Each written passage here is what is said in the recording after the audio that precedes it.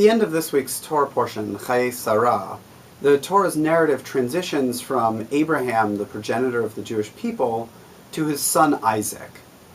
And the turning point comes when Eliezer, Abraham's servant, brings Rebekah home to be Isaac's wife.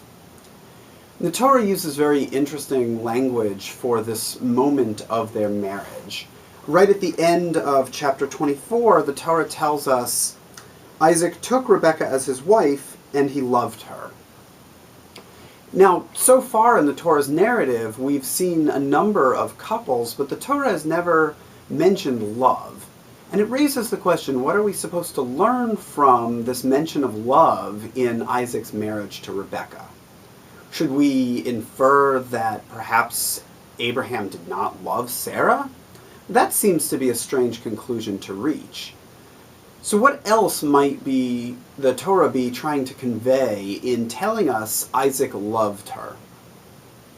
Reb Levi Yitzchak of Berdichev, one of the great Hasidic masters, explains this verse by pointing out that there are actually two very different kinds of love in the world.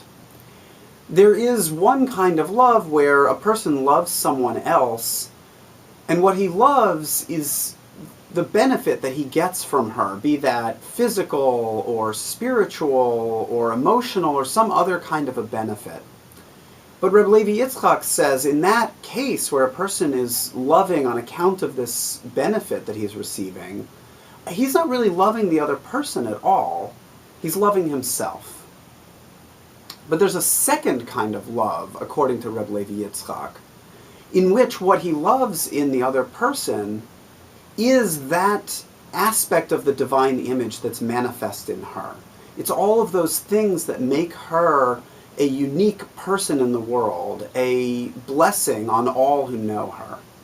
And so when the verse tells us Isaac loved her, what the verse is telling us is that the love that was between Isaac and Rebekah was this second kind of love. Not a love that was about anything that Rebekah might do, but about who she was and the blessings that she brought into the world by her very way of being. And so Reb Levi Yitzchak challenges us to think about our relationships and to ask ourselves, can we rise to the level of loving the other, not because of what we get from them, but because of the beauty that we see in them. Shabbat Shalom.